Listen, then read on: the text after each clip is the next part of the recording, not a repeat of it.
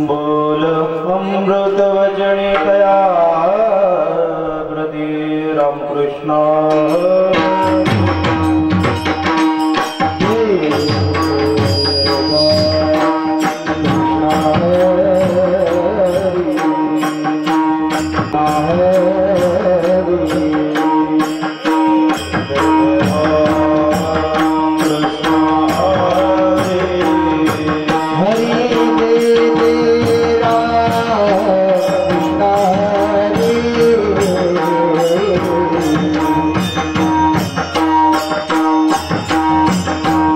Hare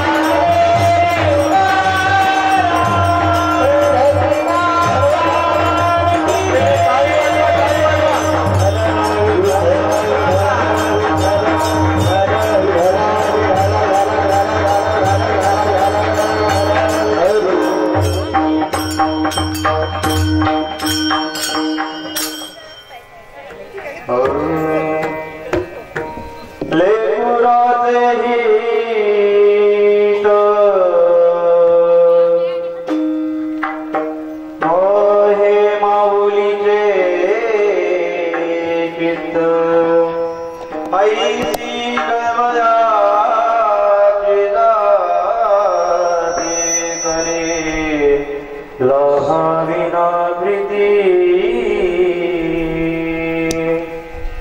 पोटी भारवाहे ताचे सर्वस्वही आहे तुका मने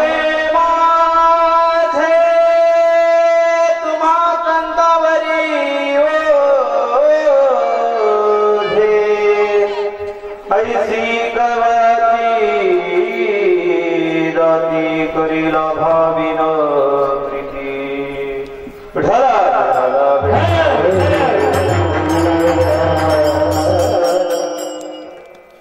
विभुं वेणुनादं चरन्तं दुरन्तं स्वयं लीलया गोपवेशं दधानं कवामृन्दकानन्दनं चारुहासं परब्रह्मलिङ्गं भजे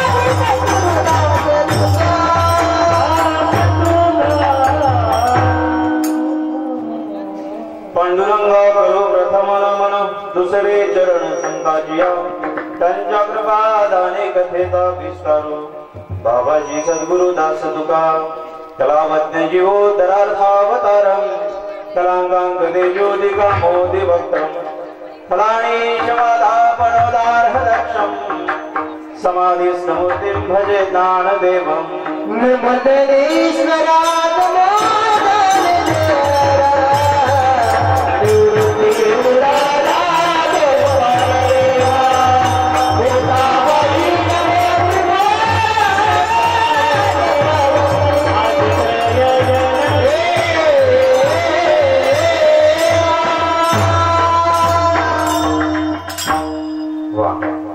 गायक आणि वादकांसाठी जोरदार टाळ्यांनी खरंच त्यांचं स्वागत करा.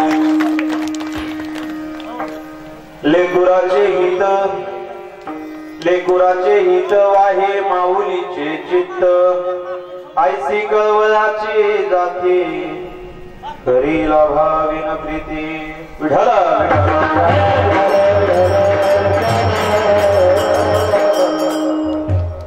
प्रस्तुत प्राप्त प्रसंगी प्राप्त वेळी प्राप्त स्त्री सेवेकरता निवडलेला अभंग वैराग्याचे मूर्तिमंत पुतळे श्रीमंत श्री जगद्गुरु तुकोबराय यांचा 4 चरणाचा अभंग आहे. आजचा हा अभंग निवडण्याचं कारण म्हणजे तुम्हा सर्वांना ज्ञात आहे तरी सुद्धा शिष्टाचार म्हणून सांगतो.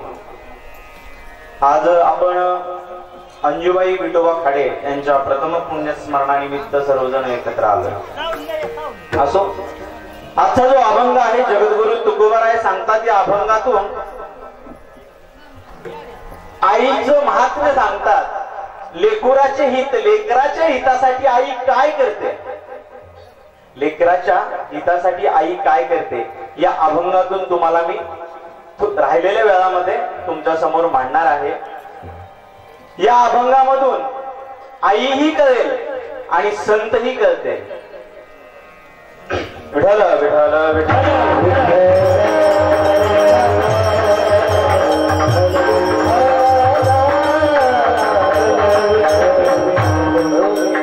असो। प्रथमतः आजच्या कार्यक्रमाचं थोडीशी रूपरेषा देतो तुम्हा सर्वांना। मातोश्री अंजुबाई विठोबा खाडे यांच्या प्रथम पुण्यस्मरणानिमित्त आपण आज एकत्र आलो आहोत। त्यांच्या पश्चात आहेत रघुनाथ विठोबा खाडे, त्यांचे चिरंजीव। त्यानंतर त्यांच्या सुनबाई आहेत मामाबाई रघुनाथ खाडे। तसंच त्यांची कन्या आहे शांताबाई सानप, जावई आहेत पांडुरंग सानप। त्यानंतर आजींचे नातू जे आहेत प्रदीप रघुनाथ खाडे आणि संदीप रघुनाथ खाडे। तसंच त्यांच्या ज्या नाती आहेत अश्विनी रघुनाथ खाडे अश्विनी उंबासे आणि अनिता सांगळे। आणि खरं तर एक दोन नाव राहिले, राधा आणि भाग्यश्री या त्यांच्या नाथसून आहेत ना, नाथसून आहेत। असो तर हा असा त्यांचा परिवार आहे त्यांच्या पश्चात। तर त्यांनी हे खूप मोठं नियोजन केलं आणि महत्वाची गोष्ट भजन कीर्तन हे कोणाच्याही घरी होत नाही। असो थोडस आवाजामुळे काकांना प्रॉब्लेम झाला, परंतु कलाकार खूप लांबून आलेले आहेत। कलाकारांचा कृपया असा कधीच अपमान करू नये, कारण कलाकार एकतर भेटत नाही, परत येताना विचार करावा लागतो। असो तुमचीही माफी मागतो, तुम्हालाही वंदन करतो आणि माझ्या सेवेला आता मी सुरुवात करतो। विठ्ठल विठ्ठल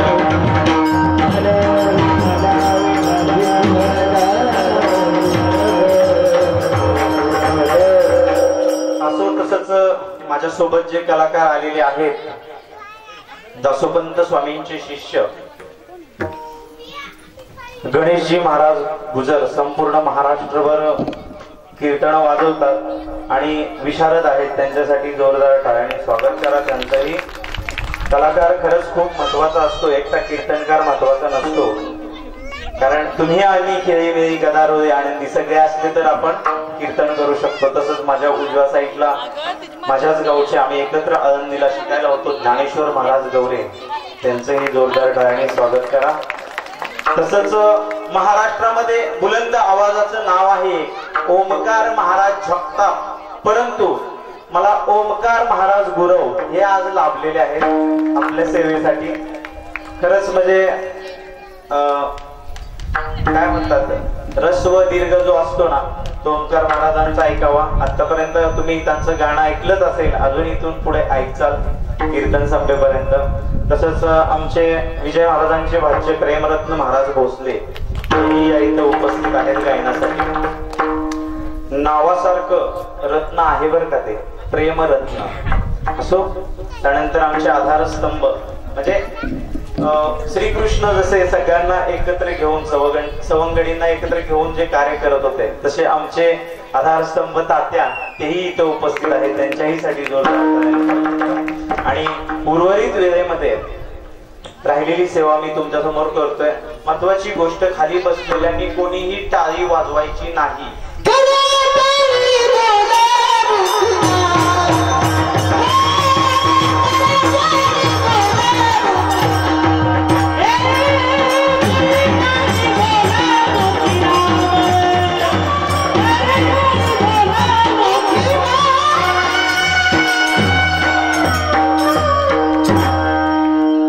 गोष्ट कुणीही टाळी वाजवू नका, कुणीही विठ्ठल विठ्ठल म्हणू नका, बरोबर आहे ना?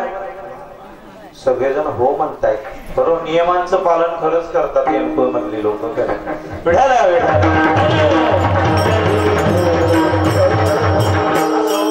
खरंच सांगतोय मी तुम्हाला, कोणीही टाळी वाजवू नका, कोणीही विठ्ठल विठ्ठल म्हणू नका।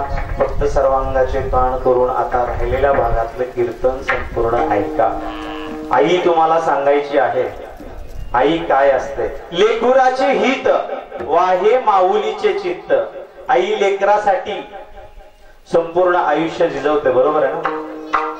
आई लेकरासाठी संपूर्ण आयुष्य झिजवते. म्हणून तर जगद्गुरु तुकोबराय म्हणतात ना, लेकुराचे हित वाहे माऊलीचे चित्त, ऐसी कळवळ्याची जाती तरी लाभावी न प्रीती.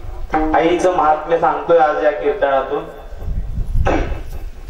तसंच आणखी एक महत्वाची गोष्ट सांगायची राहिली. माझ्या शेजारी जे बाबा बसलेले आहेत, खरंच म्हणजे त्यांना 104 वर्षाचे बाबा आहेत ते. मागच्या वेळेस पण माझ्या एका इथंच खाड्यांच्या कीर्तन होतं त्यावेळेस आलेले. असंच आयुष्य दीर्घ आयुष्य सर्वांना लाभो ही ईश्वरचरणी प्रार्थना करतो. योग नाहीये, कारण का तर मी आता सगळ्यांना सांगतो टाळी वाजवू नका, परंतु त्यांची टाळी अजिबात बंद नाही. ती फक्त केलेल्या म्हणजे कर्माची फळं आहेत, त्यांनी पूर्वी सेवा केलेली आहे म्हणून हे फळ आहे. आता विठाला विठाला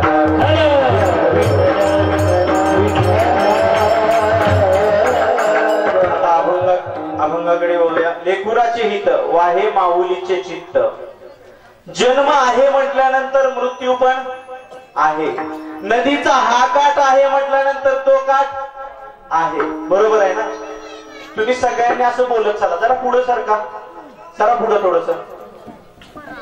लेकराचं हित. तसंच आजची कीर्तन सेवा आमच्या भगिनी अनिताने मला ही सेवा दिली. खूप दिवसापासून तिची इच्छा होती की म्हणजे आता आषाढी वारीला भेटलो त्यावेळेस सांगितलं की आमच्या आजीचं वर्ष श्राद्ध आहे आणि तुला कीर्तन करायचं आहे. तुम्ही म्हणसाल असं का बोलताय? कारण का तर आम्ही एका वर्गामध्ये होतो आणि तिच्यातून मला सेवा आली, त्यामुळे ते आमचं बहीण भावाचं नातं म्हटल्यानंतर आरे तुले चालतं. नाहीतर तुम्ही म्हणणार इथे लिहिले जी मराठी भेम शनिराज महाराज डोंगर आणि का असंच काय बोलतो? नाही, ते बंधन आहे. जशी आजकाल भाऊबीज झाली तसंच आमच्या दोघांचं एक नातं आहे आणि खूप सुंदर तिनं टिकवलं. आणि आज सगळ्यांना कीर्तनाचा योग अनितामुळे आलेला आहे. तर तिच्यासाठी ही जोरदार टाळ्याने एकदा स्वागत करा आणि कीर्तनाला सुरुवात करू. विढावला विढावला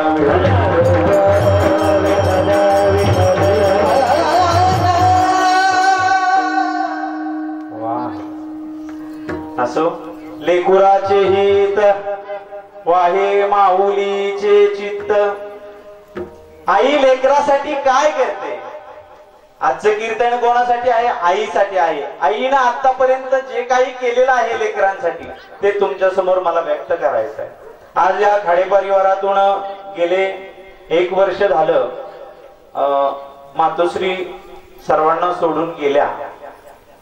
महत्वाची गोष्ट म्हणजे त्यांचं एक मी थोडस तत्व ऐकलं आणि संपूर्ण फॅमिलीतून म्हणजे त्या दिवशी आलेलो भेटण्यासाठी. तर त्यांचे चिरंजीव आणि तसे पप्पा आहेत, त्यांनी मला सांगितलं की बाबा माझी आई काय होते आणि आई तत्व पाळत होती. ज्यावेळेस ते आर्मी मध्ये होते त्यावेळेस आईनं सांगितलेलं की मी केसांना कंगवा लावणार नाही आणि शेवटपर्यंत त्या मातेनं अजिबात केसाला कंगवा लावला नाही. हे खरं तत्व असतं. म्हणून तर आई काय असते, कशासाठी असते? आई ही काय बघते लेकराचं? आई लेकराच्या हितासाठी का जगते? अभंगाचं प्रथम चरण. Yeah.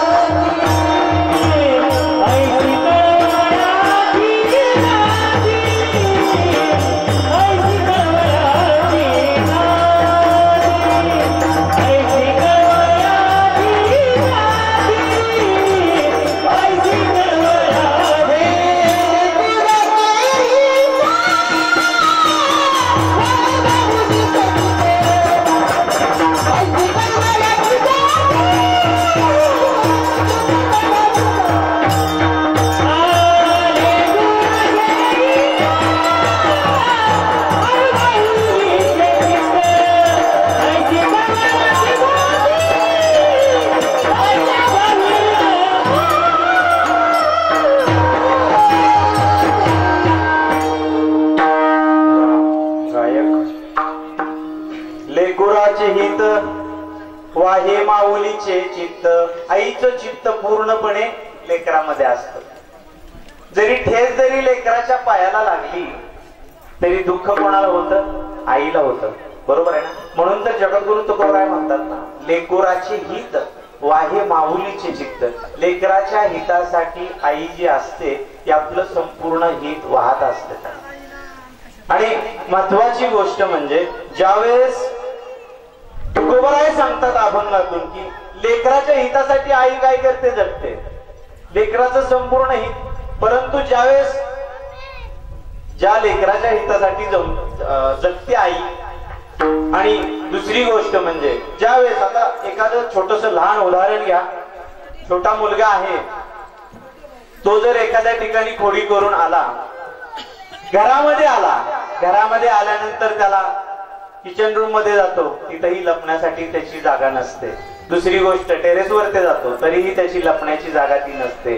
फक्त 2.5 मीटरचा आईचा पदर त्याची खूप मोठी लपण्याची जागा असते.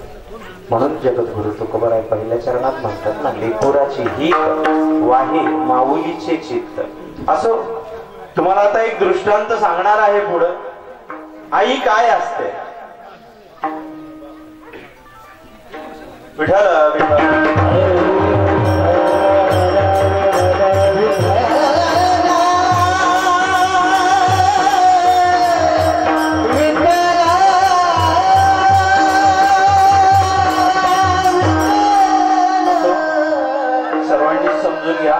कारण गेले 3 दिवस झालं सलाईन वरती होतो आणि आज रात्री पण सलाईन वरती होतो. सकाळी आलोय दवाखान्यातून.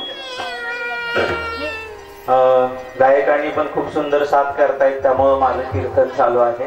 तुम्हीही समजून घ्या. असो एक तुम्हाला दृष्टांत सांगतो, आई काय असते. एक बाळू नावाचा मुलगा होता. तो 5वी-6वी ला असेल.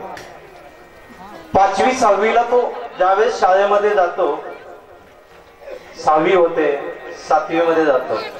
मग 7वी मध्ये गेल्यानंतर लहान मुलांना थोडस कळायला सुरुवात होते. त्यावेळेस तो बाळू शाळेमध्ये असतो. त्यावेळेस तो बाळू सर्व मुलांमध्ये ज्यावेळेस येतो त्यावेळेस त्याला सर्व मुलं म्हणतात, अरे हा आंधळीचा मुलगा आलाय, आंधळीचा मुलगा आलाय, डुचकीचा मुलगा आलाय. हा कोणाला पण वाटतं ना की ज्यावेळेस आपल्याला कोण चिडवतं त्यावेळेस भयंकर राग येतो. त्यावेळेस तो घरी जातो बाळू 7वीत असताना, आणि त्यावेळेस बोलू नका कृपया. त्यावेळेस तो घरी गेल्यानंतर आईला विचारतो, अगं आई, मला शाळेमध्ये सर्व मुलं का बरं चिडवतात ग? आंधळीचा मुलगा आला, आंधळीचा मुलगा आला. मी आई सांगतोय, सर्वांनी शांत चित्ताने ऐका जरा, कृपया कोणीच बोलू नका. विठ्ठल विठ्ठल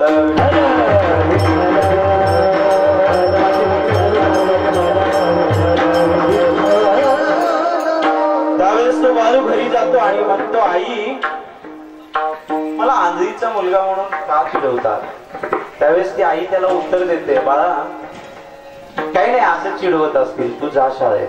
असं करत करत करत करत करत करत तो 8वी पास होतो, 9वी पास होतो, 10वी पास होतो, नवे 12वी पास होतो, आणि संपूर्ण महाराष्ट्रामध्ये त्या शाळेचंही नाव कमवतो आणि त्या गावालाही पुरस्कृत करून देतो.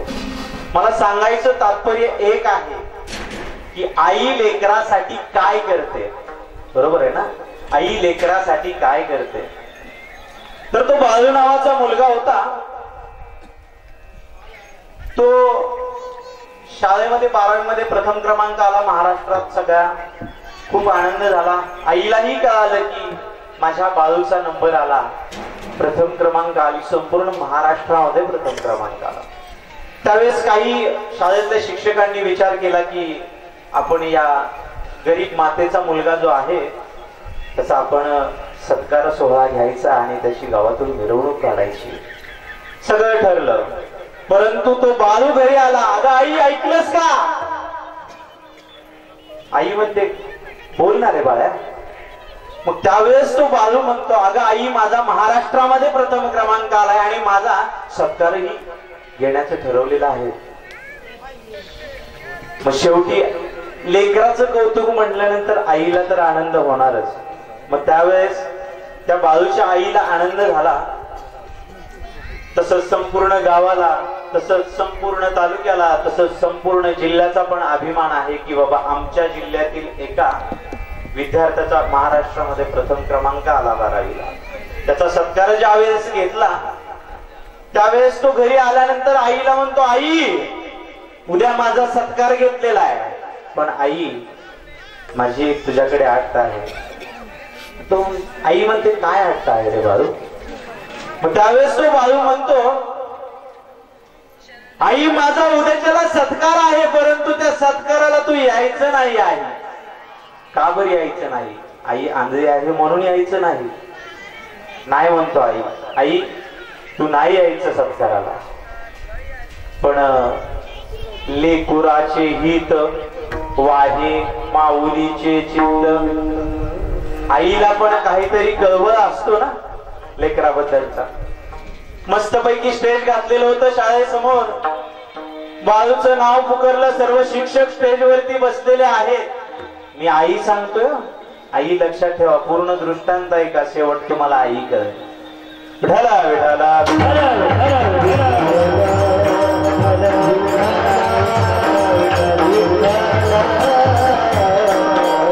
त्यावेळेस त्या बाळूने आईला सांगितलं, आई, आता नाही यायचं तू सत्काराला. आई, सत्काराला तू येऊ नकोस, माझा अपमान होईल. आई, आईमुळे कोणाचा अपमान होतो का हो? नाही ना हो. मग तो बाळू तसं म्हटलं, आई, माझ्या सत्काराला तू येऊ नकोस. भरपूर अशी गर्दी जमलेली, तालुक्यातून माणसं आली, सगळ्या गोष्टी झालेल्या. बाळूचं नाव पुकारलं गेलं, सर्व शिक्षक स्टेजवरती होते. त्यानंतर मग बाळूला बोलवल्यानंतर बाळूचा सत्कार करताना आईला दम निघाला नाही. आई घरातून हळूच पाठीमागच्या बाजूने आली, पडक्या भिंतीच्या शेजारी उभा राहिली. अंगावरती शाल घेतलेली होती आई, आणि आई एका डोळ्याने त्या बाळाचा सत्कार पाहत होती. अचानक एका शिक्षकाची नजर गेली तिकडं आणि बाळूच्या आईला स्टेजवरती बोलवलं गेलं. टपकन असे अश्रूच्या धारा लागल्या बाळूच्या आईच्या डोळ्यातून. ज्यावेळेस बाळूची आई स्टेजवरती आली त्यावेळेस बाळू नाराज झाला. का बरं नाराज झाला? आंधळीचा मुलगा आहे तो, आणि तिला आंधळी म्हणून सगळेजण त्या बाळूला चिडवायचे. त्याची इच्छा एकच होती की माझ्या आईनं माझा सत्कार बघायचा नाही.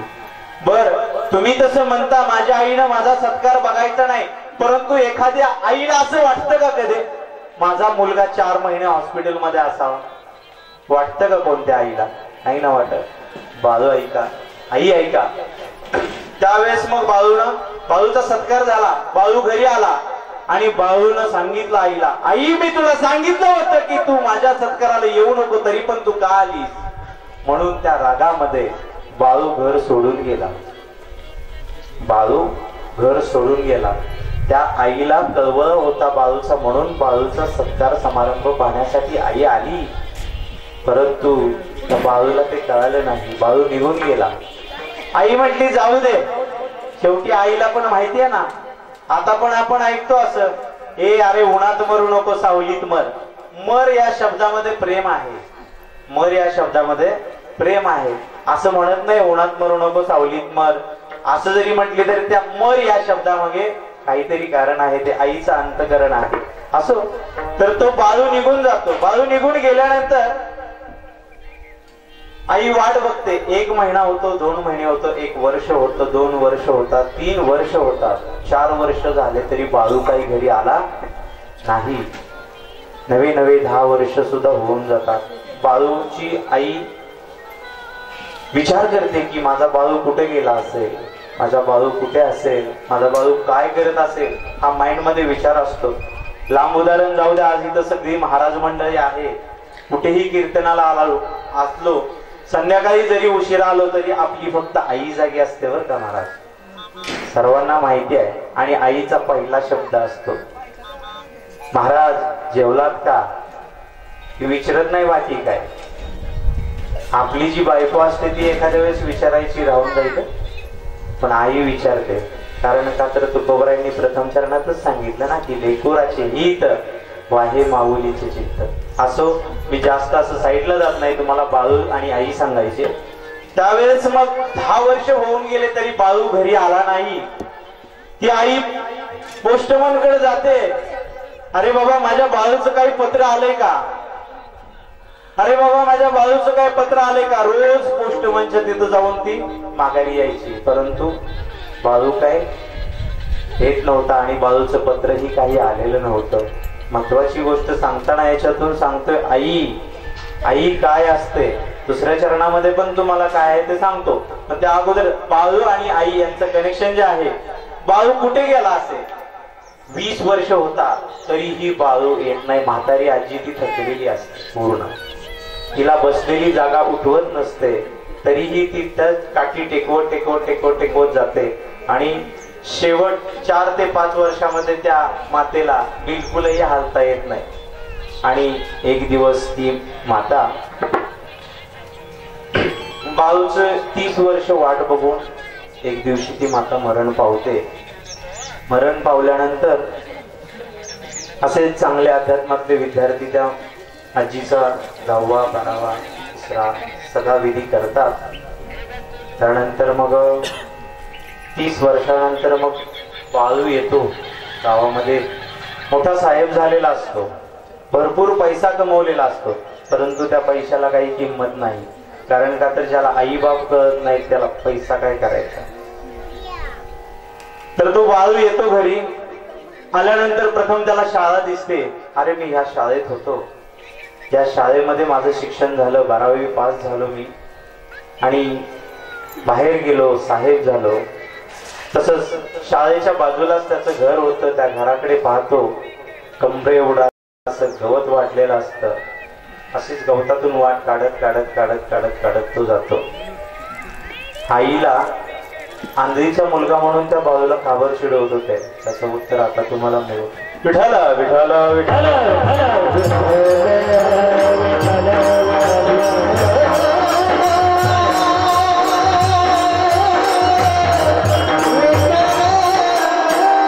असो. बाळू वाट काढत काढत काढत काढत जातो. दरवाजा उघडतो. घरामध्ये संपूर्ण जाळ्या झालेल्या होत्या. घरामध्ये संपूर्ण जाळ्या झालेल्या होत्या. समोर एक भिंतीवरती फोटो होता. तो त्याच्या बापाचा होता आणि त्या फोटोच्या साईडला एक अशी गोल रिंग केलेला कागद होता. तो कागद घेतो बाळू आणि कागदावरती लिहिलेली ज्या काही 4 ओळी आहेत त्याच्यातून तुम्हाला आई पण समजेल आणि बाळू पण समजेल. तो चिठ्ठी ज्यावेळेस घेतो, आलेला असतो 30 वर्षांनी. चिठ्ठी हातामध्ये घेतल्यानंतर त्याचं नाव लिहिलेलं असतं. बाळू, ऐक बाळू, तुला आंधळीचा मुलगा का म्हणत होते, तुला डुचकीचा मुलगा का बघत म्हणत होते. तर बाळूने ती चिठ्ठी वाचायला घेतली. त्यावेळेस त्याला अश्रू अनावर झाले की आज आई तर राहिलेली नाहीये ना, परंतु आईनं केलेले जे उपकार आहेत ना ते या चिठ्ठीतून सर्वांना कळतीलच. त्यावेळेस 4च ओळी लिहिलेल्या होत्या. अरे बाळ्या ऐक, तुझी वाट बघून बघून बघून बघून मी शेवटी माझा जीव सोडला मी. त्यावेळेस चिठ्ठीत लिहिलेलं होतं आईनं. आई सांगते बाळूला, अरे बाळ्या, ज्यावेळेस तुझा जन्म झाला होता ना त्यावेळेस डॉक्टर जवळ आले आणि डॉक्टरांनी सांगितलं, बाळूची आई, तुम्हाला खूप सुंदर आणि खूप गोंडस मुलगा तुमच्या पोटी जन्माला आलेला आहे. त्यावेळेस आईलाही आनंद झाला. आणि महत्वाची गोष्ट, बाळांत म्हणजे आईचा दुसरा जन्म असतो बरं का, त्यामध्ये अंतही होऊ शकतो. त्याचं नाव आहे बाळांत. तर त्यावेळेस डॉक्टर सांगतात की तुम्हाला खूप सुंदर, खूप म्हणजे गोंडस मुलगा जन्माला आलाय आई तुमच्या पोटाला. त्यावेळेस आईला खूप आनंद होतो. पण डॉक्टर म्हणतात, आई, एक जन्माला आलाय म्हणून एक आनंदाची ही बातमी आहे आणि दुसरी एक दुःखाची ही बातमी आहे. त्यावेळेस मग आई म्हणते काय आहे सांगा मला डॉक्टर, काय आहे अशी दुःखाची बातमी. तर तुमचा बाळू आहे ना, तर तो बाळू फक्त एकाच डोळ्याने जग पाहू शकतो. काय म्हणतात डॉक्टर, तुमचा बाळू जो आहे तो फक्त एकाच डोळ्याने जग पाहू शकतो. नाही नाही डॉक्टर, काही जरी झालं तर चालेल. आईचं कर्तव्य सांगतोय, लेकराच्या हितासाठी आई काय करते हे सांगतोय. मग त्यावेळेस डॉक्टर सांगतात की लहान वयामध्येच तुमचा डोळा काढावा लागेल आणि त्या बाजूला बसवावा लागेल, तेव्हा तो दोन्ही डोळ्यांनी जग पाहू शकतो. मग त्या चिठ्ठी वाचल्यानंतर मग बाळूला खूप म्हणजे अश्रू अनावर झाले, रडला तो रडला, परंतु आज बोलण्यासाठी किंवा तो आईचा स्पर्श राहिलेला नव्हता. मग ते बाळूची आई त्याच्यातून सांगते की बाळू, माझा डोळा तुला काढून दिला, तुला बसवला. आई असं म्हणत नाही माझा डोळा तुला दिलाय, मी तुझ्यावरती खूप उपकार केलेले आहेत, नाही म्हणत आई. कारण आईच्या उपकाराचे आपण कधीच फेडू शकत नाही, काही जरी केलं तरी. पण महत्वाची गोष्ट यातून सांगायचं आहे की लेकरासाठी आईचा कळवळा किती असतो. जगद्गुरु तुकोबराय अभंगाच्या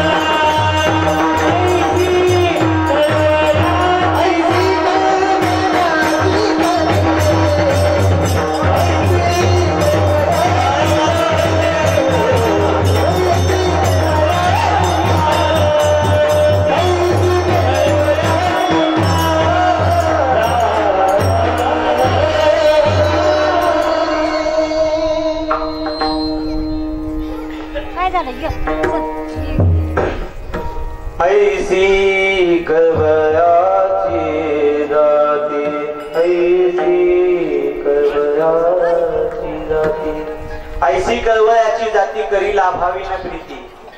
तिला बदला कोणता नको असतो, परंतु अंतकरणापासून ती प्रेम करते. आणि या जगामध्ये फक्त आई सर्वश्रेष्ठ आहे, सगळ्यात मोठी आहे. काय म्हणतोय, या जगामध्ये तिच्याशिवाय मोठं कोणीही नाही.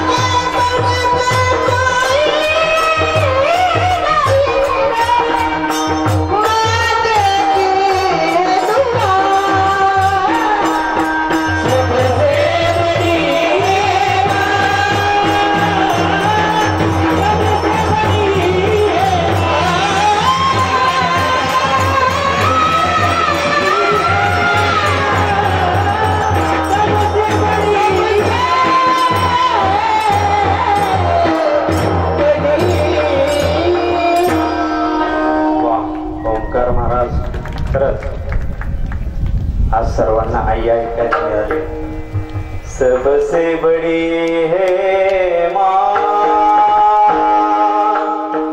सबसे बड़ी है माँ, सबसे बड़ी है माँ, सबसे बड़ी है माँ। या जगामध्ये फक्त आई श्रेष्ठ आहे। छोटस एक उदाहरण सांगतो। आपलं टायमिंग झालेलं आहे, परंतु 12 वाजून 5 मिनिटांना फुलं टाकूयात आणि त्यानंतर एक 15 मिनिटं फक्त मी घेणार आहे, मला आई सांगायची आहे आणि त्यानंतर मग आपलं कीर्तन समाप्त करूयात। विठाला विठाला विठाला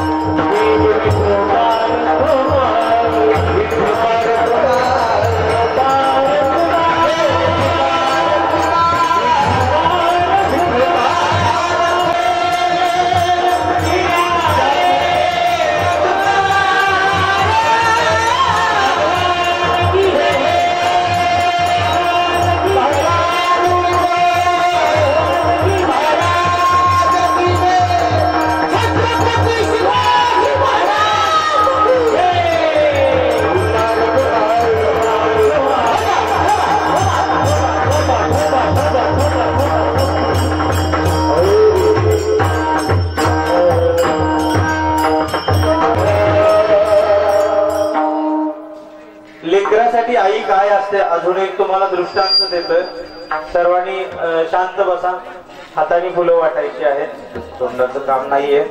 असो तर बीड जिल्ह्यामध्ये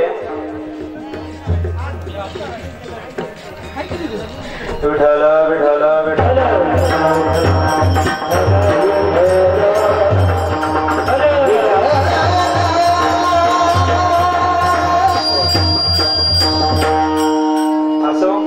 आईचे उपकार काय आहेत आणि म्हणावंसं वाटतं की आज अंजुबाई यांचे चिरंजीव आहेत आणि त्याचे वडील, त्यांनाही वाटत असेल की त्यांच्याही अंतःकरणामध्ये वाटत असेल की आई मला 1 वर्ष झालं सोडून गेली आहे। अक्षरशः परवा ज्यावेळेस मी घरी आलेलो त्यावेळेस त्यांच्या डोळ्यामध्ये पूर्ण पाणी उभं राहिलेलं आणि म्हणावंच वाटतं। एक गीत आहे छोटस, छान आहे ते गीत। नारदाच्या गादीवरती माफी मागून म्हणतो, माझ्या समोर आणि त्याचे सासरे गुरुवर्यही बसलेले आहेत तिथं समोर, त्यांची माफी मागून बोलतो। कुठे गेली माझी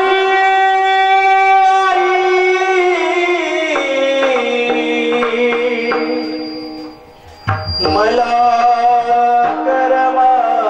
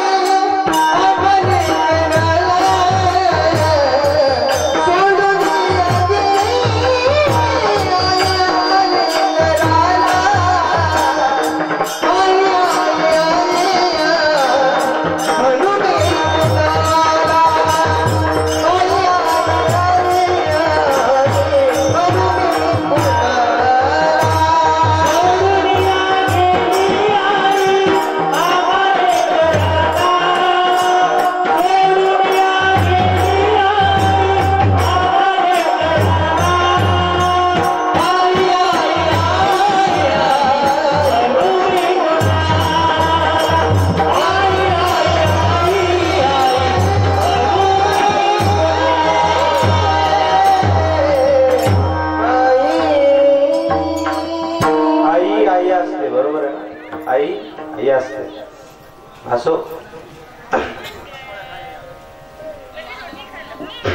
विठ्ठल विठ्ठल विठ्ठल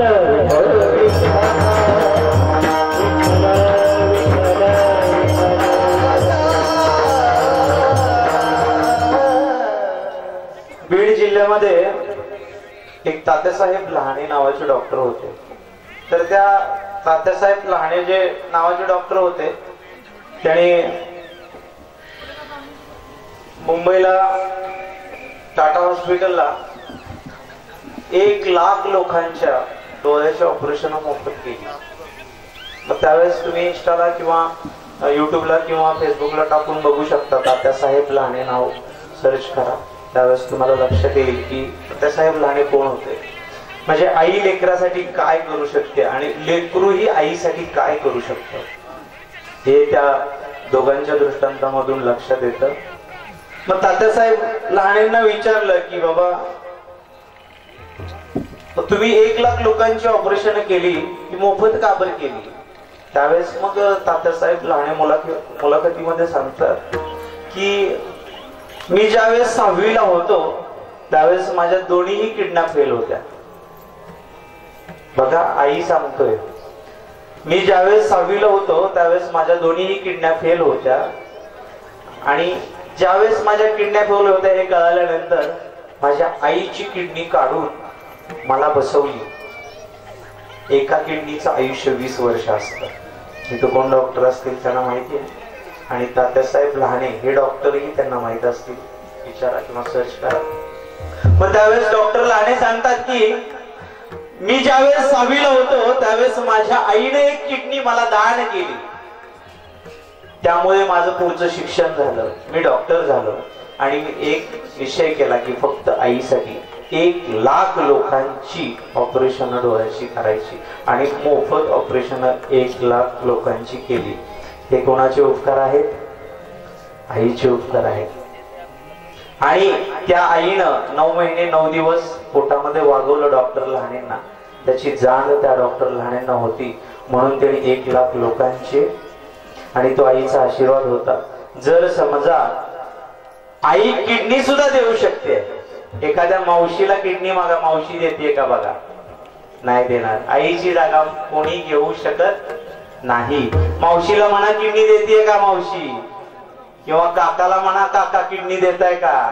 मामाला विचारा मामा अरे किडनी देतोय का मला, माझी किडनी फेल आहे दोन्ही पण. नाही देऊ शकत. हे फक्त आईच देऊ शकते आणि लेकरासाठी आईच करू शकते. बरोबर आहे ना. तात्यासाहेब लहानेंनी 1 लाख डोळ्याची ऑपरेशन केली. ते कशामुळे केली? आईनं किडनी दिली म्हणून ते जिवंत राहिले आणि म्हणून त्यांनी शिक्षण घेऊन पूर्ण समाजाची सेवा केली. असो, जास्त मी विस्तार मांडत बसत नाही. पोटी भार आहे त्याचे सर्वस्व हीच आहे. ऐसी कळवळ्याची जाती करी लाभावन प्रीती. आता सर्वांनी 2 मिनिटं हात वरती करायचा आहे आणि माझ्या विठुरायाचं भजन करायचं आहे.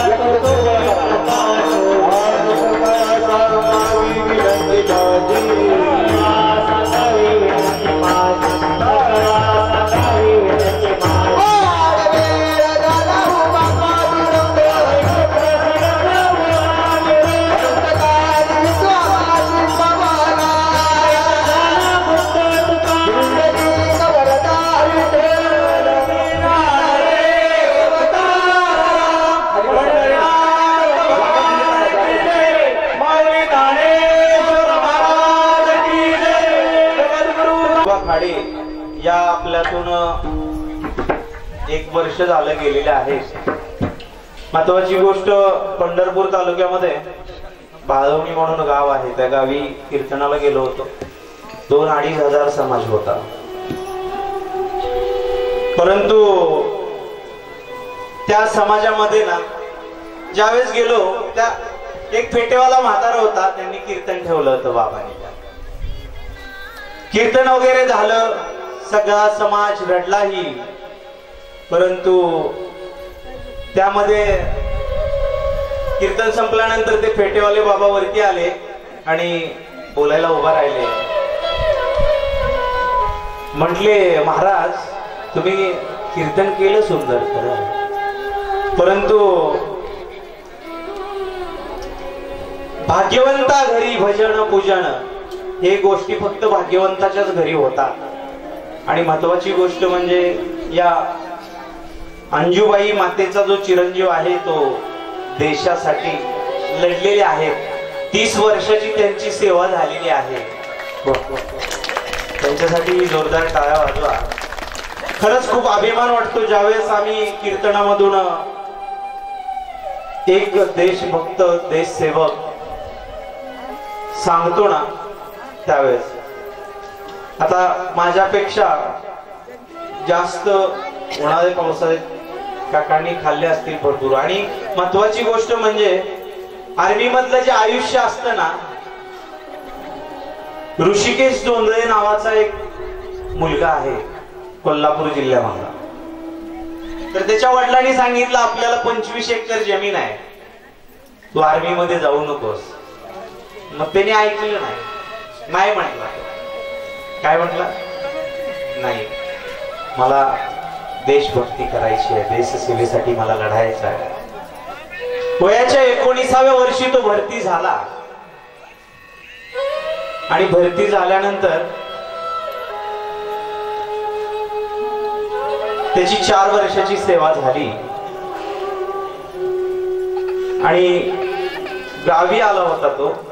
सुट्टी संपवून परत तो त्याला ड्युटीवरती जॉईन व्हायचं होतं। ऋषिकेश जोंधळे सांगतोय, ऐका, एका आईचं लेकरू, एक आई काय असते।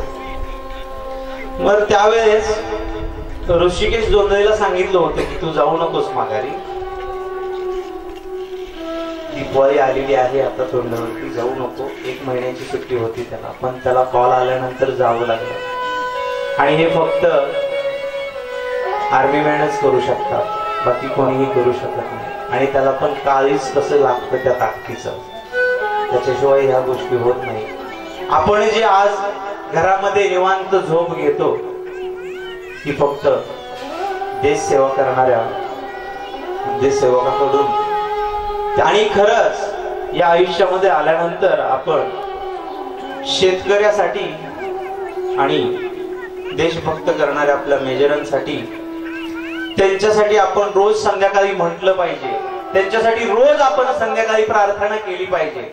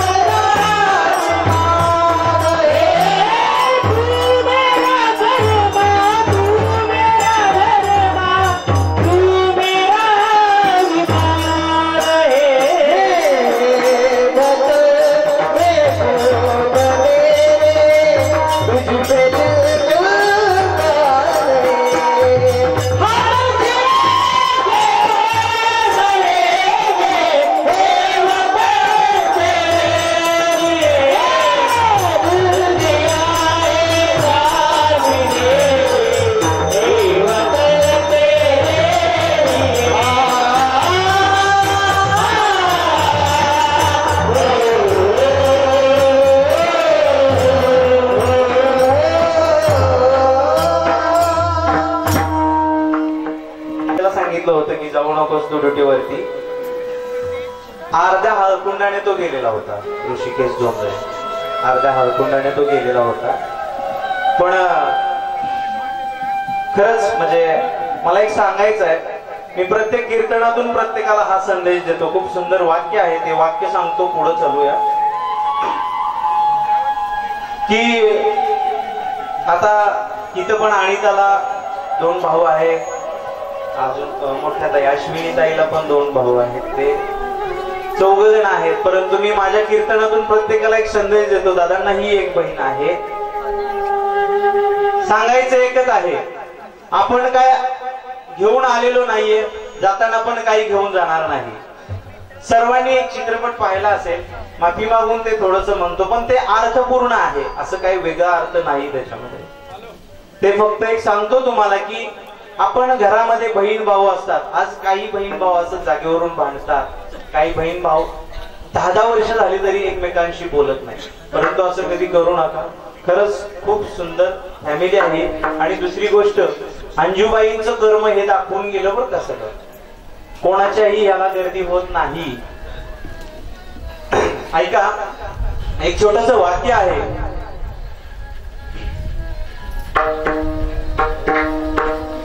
वैर करुणे कुणासी राग धरुणे कुणाचा, वैर करुणे कुणासी राग धरुणे कुणाचा, माझ्या भावा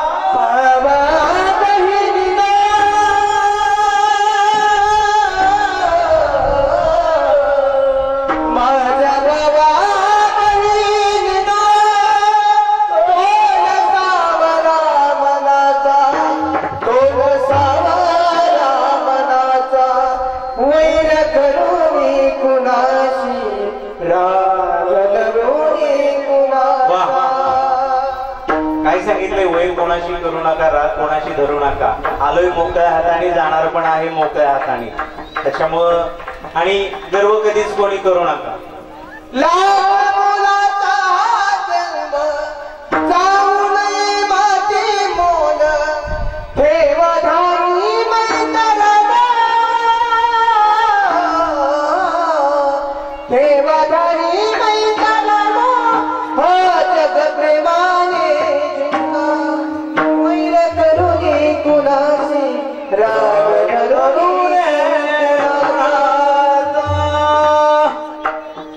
असो, जास्त विस्तार करत बसत नाही, वेळ झालेली आहे आपली.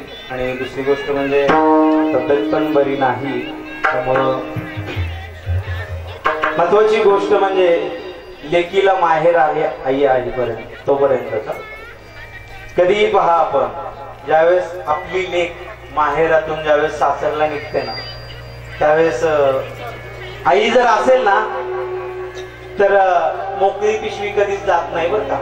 सासरी जाताना काही का असे ना, ती आई त्यामध्ये टाकून देत असते. पण कुठपर्यंत? जोपर्यंत आपली आई आहे तोपर्यंत. आतापर्यंत बऱ्याच कीर्तनकारांनी आई सांगितली, तुम्ही ही आई ऐकली असेल.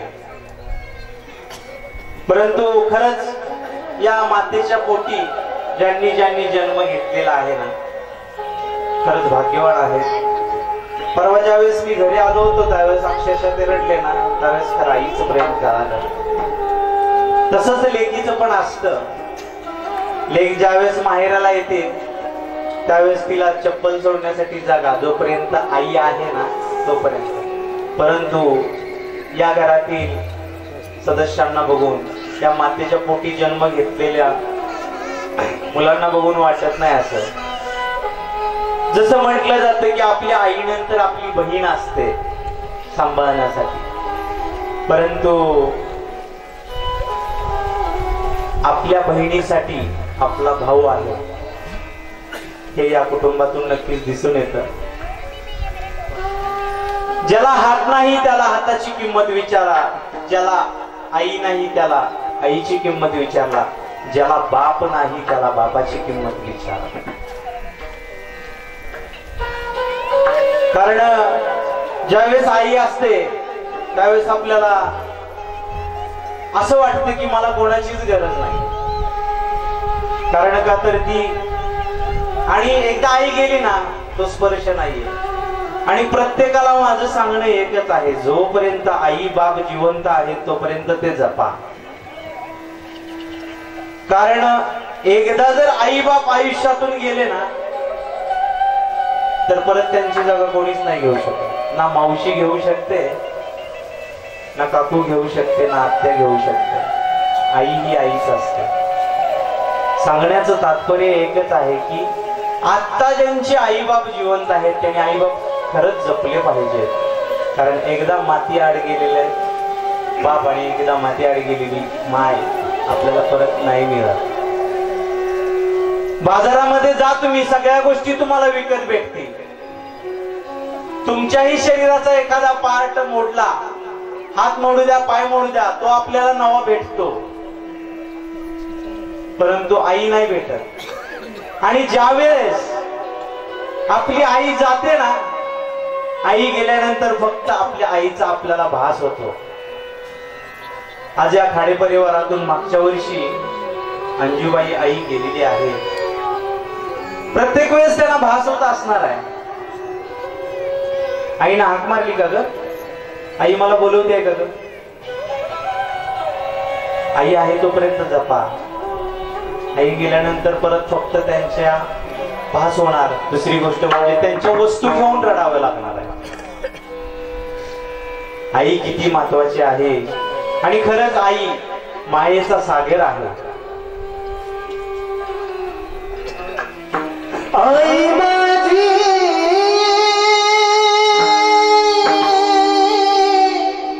मायेचा सागर दिलात रे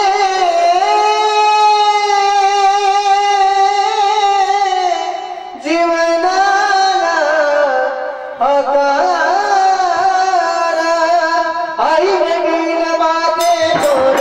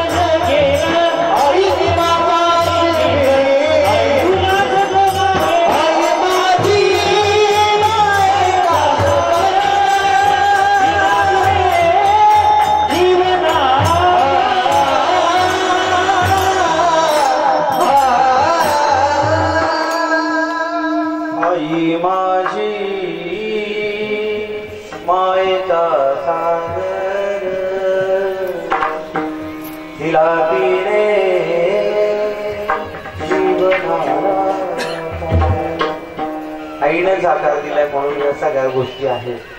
आई मायेचा सागर आहे. मायेचा सागर ती उपमा आईलाच का दिली, बाकी नाही कोणाला दिली. मावशीला का नाही म्हणत, मावशी माझी मायेचा सागर का नाही दिली.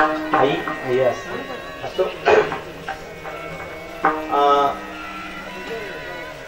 मी आता सेवा थांबवतोय कारण माझे पूर्ण पाय असे कापायला लागलेले आहेत.